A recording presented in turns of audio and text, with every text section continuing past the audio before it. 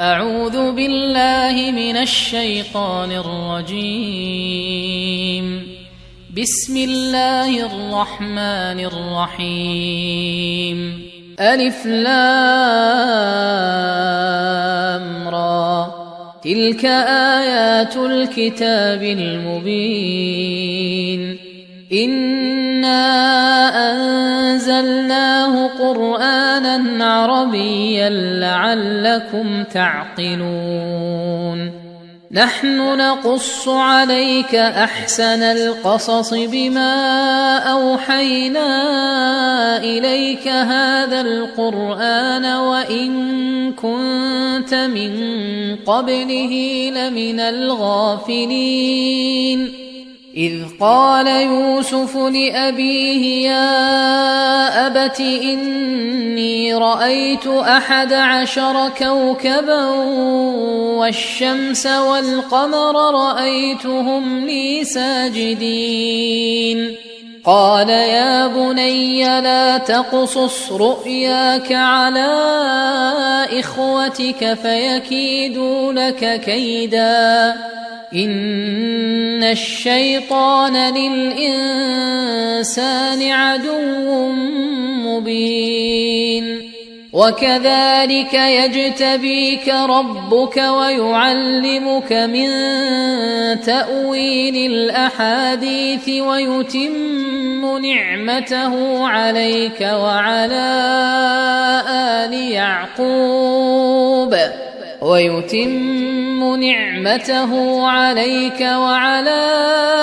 يعقوب كما أتمها على أبويك من قبل إبراهيم وإسحاق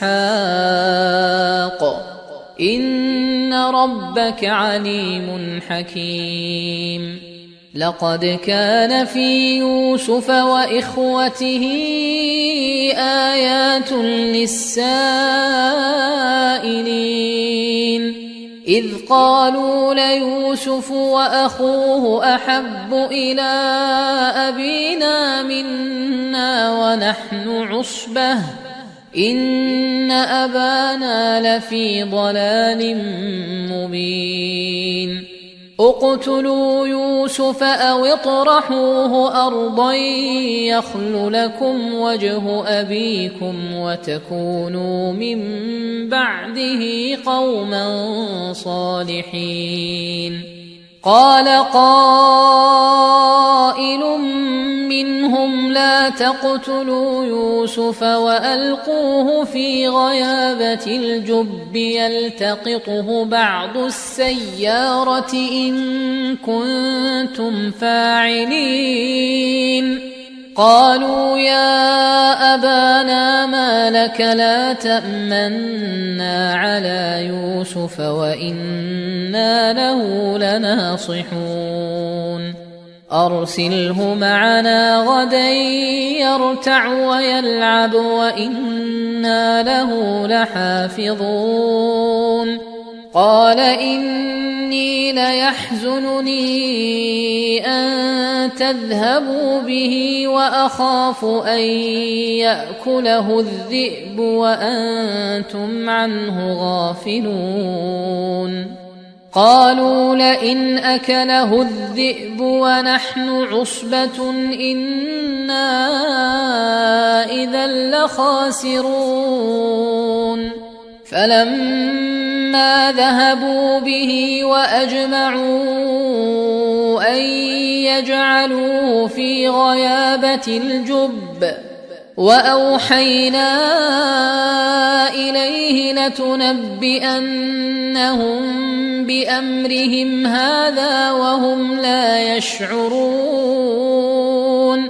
وجاءوا أباهم عشاء يبكون. قالوا يا أبانا إنا ذهبنا نستبق وتركنا يوسف عند متاعنا فأكله الذئب وما أنت بمؤمن لنا ولو كنا صادقين وجاءوا على قميصه بدم كذب قال بل سولت لكم أنفسكم أمرا فصبر جميل والله المستعان على ما تصفون وجاءت سيارة فأرسلوا واردهم فأدلى دلوه قال يا بشرى هذا غلام وأسروه بضاعة والله عليم بما يعملون وشروه بثمن بخس دراهم معدودة وكانوا فيه من الزاهدين وقال الذي اشتراه من مصر لامرأته أكرمي مثواه عسى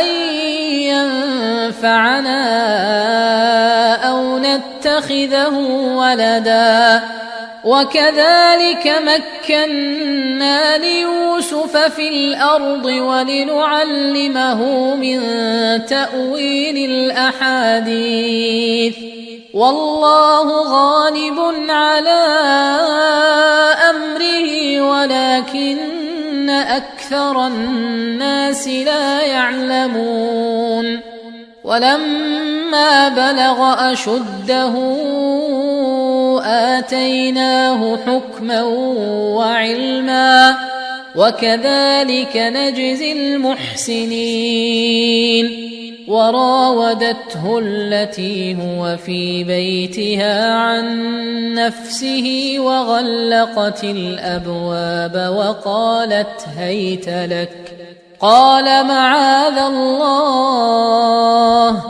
إنه ربي أحسن مثواي إنه لا يفلح الظالمون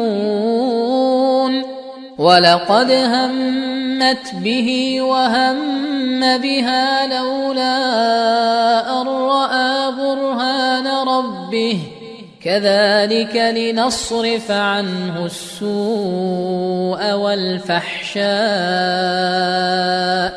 إنه من عبادنا المخلصين واستبق الباب وقدت قميصه من دبر وألف يا سيدها لدى الباب قالت ما جزاء من أراد بأهلك سوءا إلا أن يسجن أو عذاب أليم قال هي راودتني عن نفسي وشهد شاهد من أهلها إن كان قميصه قد من قبل فصدقت وهو من الكاذبين وإن كان قميصه قد من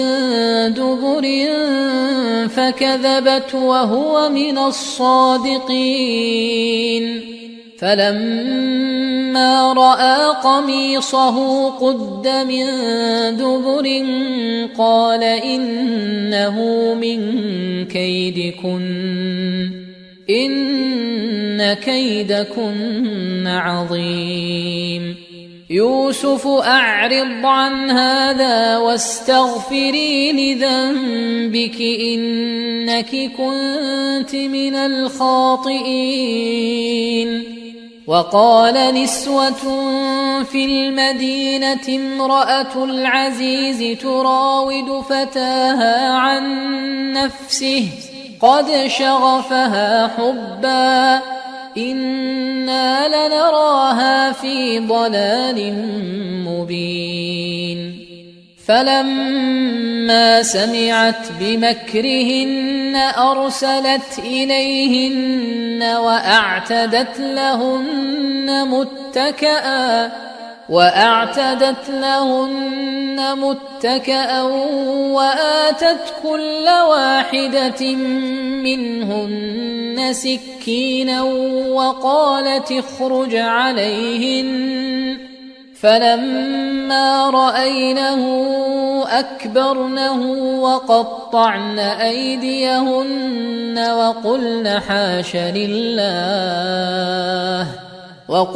حاش لله ما هذا بشرا إن هذا إلا ملك كريم. قالت فذلكن الذي لمتنني فيه ولقد راودته عن نفسه فاستعصم ولئن لم يفعل ما آمره ليسجنن وليكونن من الصاغرين. قال رب السجن أحب إلي مما يدعونني إليه وإلا تصرف عني كيدهن أصب إليهن وأكن من الجاهلين. فاستجاب له ربه فصرف عنه كيدهن إنه هو السميع العليم. ثم بدا لهم من بعد ما رأوا الآيات ليسجننه حتى حين. ودخل معه السجن فتيان قال أحدهما إني أراني أعصر خمرا وقال الآخر إني أراني أحمل فوق رأسي خبزا تأكل الطير منه نبئنا بتأويله إنا نراك من المحسنين. قال لا يأتيكما طعام ترزقانه إلا نبأتكما بتأويله قبل أن يأتيكما ذلكما مما علمني ربي إني تركت ملة قوم لا يؤمنون بالله وهم بالآخرة هم كافرون واتبعت ملة آبائي إبراهيم وإسحاق ويعقوب ما كان لنا أن نشرك بالله من شيء ذلك من فضل الله علينا وعلى الناس ولكن أكثر الناس لا يشكرون. يا صاحبي السجن أأرباب متفرقون خير أم الله الواحد القهار ما تعبدون من دونه إلا أسماء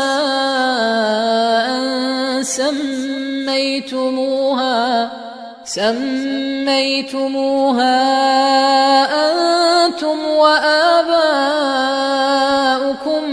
ما أنزل الله بها من سلطان إن الحكم إلا لله أمر ألا تعبدوا إلا إياه ذلك الدين القيم ولكن أكثر الناس لا يعلمون.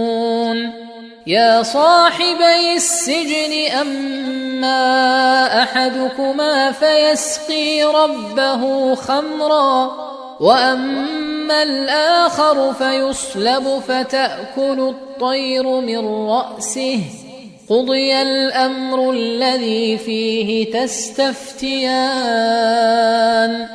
وقال للذي ظن أنه ناج منهما اذكرني عند ربك فأنساه الشيطان ذكر ربه فلبث في السجن 10 سنين. وقال الملك إني أرى 7 بقرات سمان يأكلهن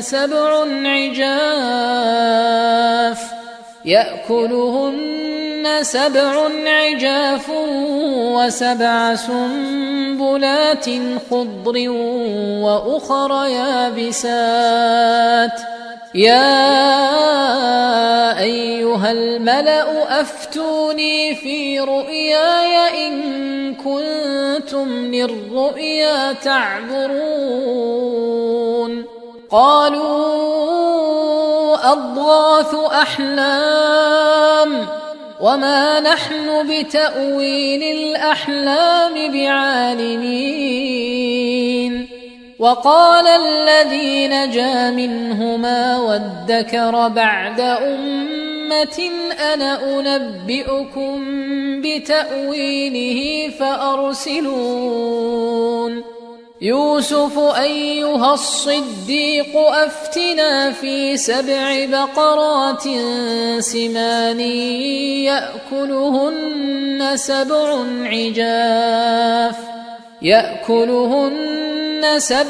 عجاف و7 سنبلات خضر وأخر يابسات لعلي أرجع إلى الناس لعلهم يعلمون. قال تزرعون 7 سنين دأبا فما حصدتم فذروه في سنبله إلا قليلا مما تأكلون. ثم يأتي من بعد ذلك 7 شداد يأكلن ما قدمتم لهن إلا قليلا مما تحصنون. ثم يأتي من بعد ذلك عام فيه يغاث الناس وفيه يعصرون. وقال الملك ائتوني به فلما جاءه الرسول قال ارجع إلى ربك فاسأله ما بال النسوة اللاتي قطعن أيديهن إن ربي بكيدهن عليم. قال ما خطبكن إذ راوتن يوسف عن نفسه قلن حاش لله ما علمنا عليه من سوء. قالت امرأة العزيز الآن حصحص الحق أنا راودته عن نفسه وإنه لمن الصادقين. ذلك ليعلم أني لم أخنه بالغيب وأن الله لا يهدي كيد الخائنين. وما أبرئ نفسي إن النفس لأمارة بالسوء إلا ما رحم ربي إن ربي غفور رحيم. وقال الملك ائتوني به أستخلصه لنفسي فلما كلمه قال إنك اليوم لدينا مكين أمين. قال اجعلني على خزائن من الأرض إني حفيظ عليم. وكذلك مكنا ليوسف في الأرض يتبوأ منها حيث يشاء نصيب برحمتنا من نشاء ولا نضيع أجر المحسنين. ولأجر الآخرة خير للذين آمنوا وكانوا يتقون. وجاء إخوة يوسف فدخلوا عليه فعرفهم وهم له منكرون. ولما جهزهم بجهازهم قال ائتوني بأخ لكم من أبيكم ألا ترون أني أوفي الكيل وأنا خير المنزلين. فإن لم تأتوني به فلا كيل لكم عندي ولا تقربون. قالوا سنراود عنه أباه وإنا لفاعلون. وقال لفتيانه اجعلوا بضاعتهم في رحالهم لعلهم يعرفونها إذا انقلبوا إلى أهلهم لعلهم يرجعون.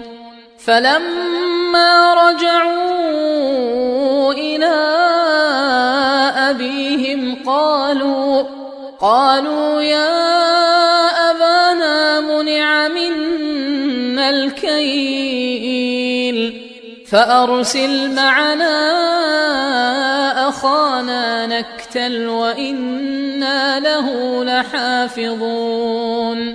قال هل آمنكم عليه إلا كما أمنتكم على أخيه من قبل فالله خير حافظا وهو أرحم الراحمين.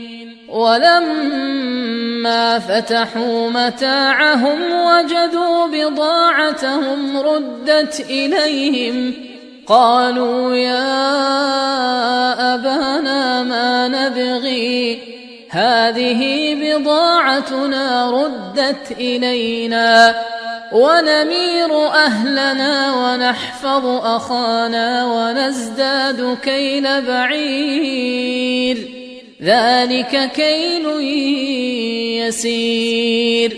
قال لن أرسله معكم حتى تؤتون موثقا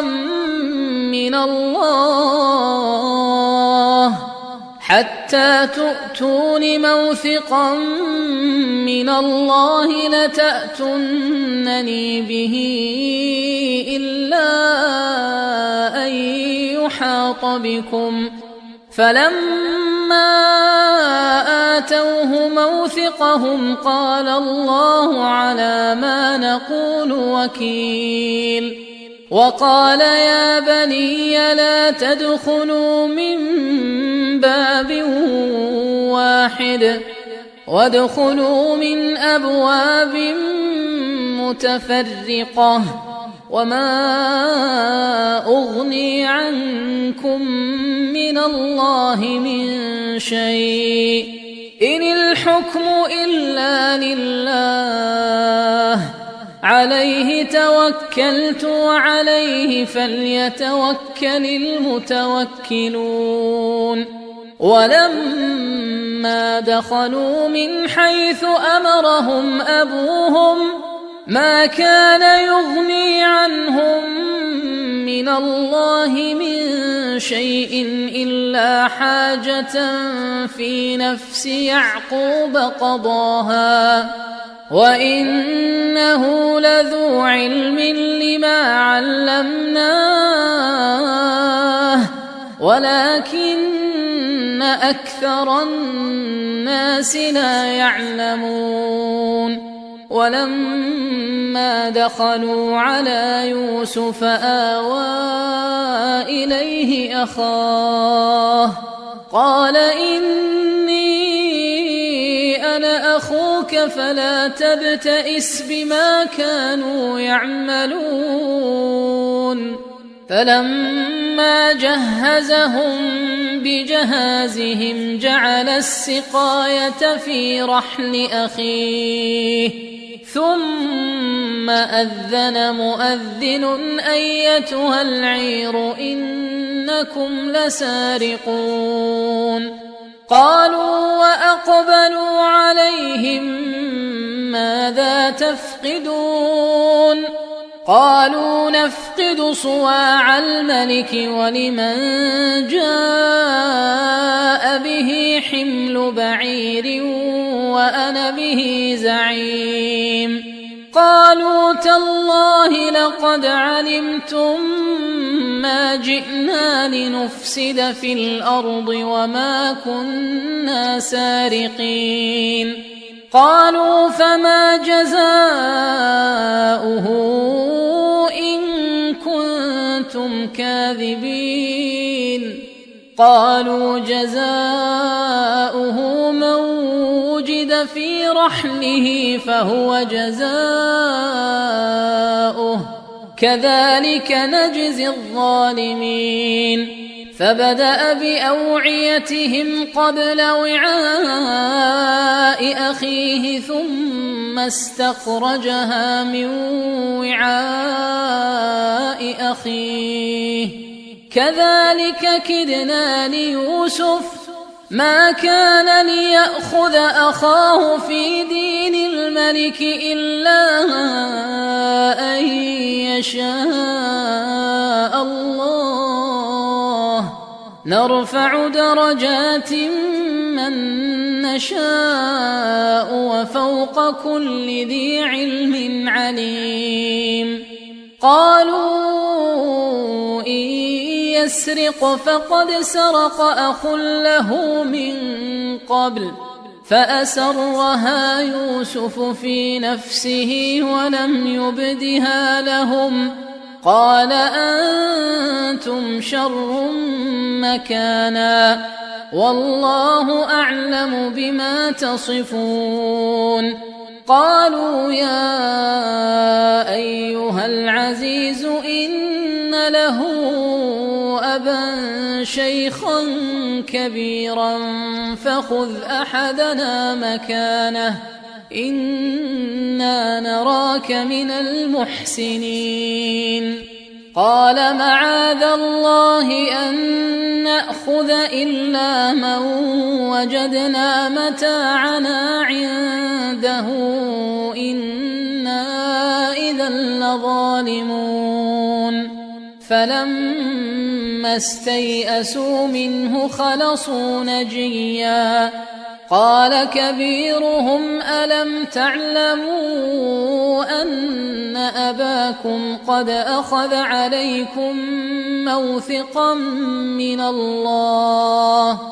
أخذ عليكم موثقا من الله ومن قبل ما فرطتم في يوسف فلن أبرح الأرض حتى يأذن لي أبي أو يحكم الله لي وهو خير الحاكمين ارجعوا إلى أبيكم فقولوا يا أبانا إن ابنك سرق وما شهدنا إلا بما علمنا وما كنا للغيب حافظين واسأل القرية التي كنا فيها والعير التي أقبلنا فيها وإنا لصادقون قال بل سولت لكم أنفسكم أمرا فصبر جميل عسى الله أن يأتيني بهم جميعا إنه هو العليم الحكيم. وتولى عنهم وقال يا أسفا على يوسف وابيضت عيناه من الحزن فهو كظيم. قالوا تالله تفتأ تذكر يوسف حتى تكون حرضا أو تكون من الهالكين. قال إنما أشكو بثي وحزني إلى الله وأعلم من الله ما لا تعلمون. يا بني يذهبوا فتحسسوا من يوسف وأخيه ولا تيأسوا من روح الله إنه لا ييأس من روح الله إلا القوم الكافرون. فلما دخلوا عليه قالوا يا أيها العزيز مسنا وأهلنا الضر وجئنا ببضاعة مزجاة فأوف لنا الكيل وتصدق علينا إن الله يجزي المتصدقين. قال هل علمتم ما فعلتم بيوسف وأخيه إذ أنتم جاهلون؟ قالوا أئنك لأنت يوسف؟ قال أنا يوسف وهذا أخي قد من الله علينا إنه من يتق ويصبر فإن الله لا يضيع أجر المحسنين. قالوا تالله لقد آثرك الله علينا وإن كنا لخاطئين. قال لا تثريب عليكم اليوم يغفر الله لكم وهو أرحم الراحمين. اذهبوا بقميصي هذا فألقوه على وجه أبي يأت بصيرا وأتوني بأهلكم أجمعين. ولما فصلت العير قال أبوهم إني لأجد ريح يوسف لولا أن تفندون. قالوا تالله إنك لفي ضلالك القديم. فلما أن جاء البشير ألقاه على وجهه فارتد بصيرا قال ألم أقل لكم إني أعلم من الله ما لا تعلمون؟ قالوا يا أبانا استغفر لنا ذنوبنا إنا كنا خاطئين.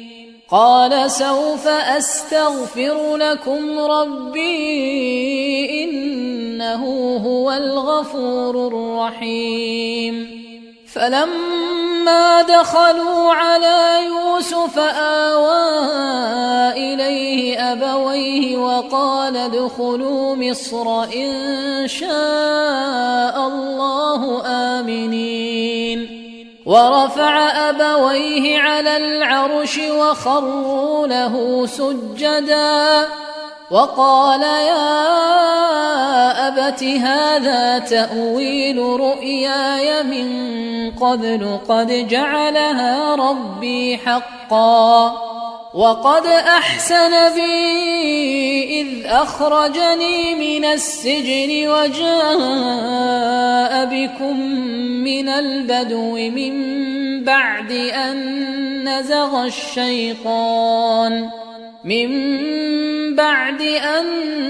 نزغ الشيطان بيني وبين إخوتي إن ربي لطيف لما يشاء إنه هو العليم الحكيم رب قد آتيتني من الملك وعلمتني من تأويل الأحاديث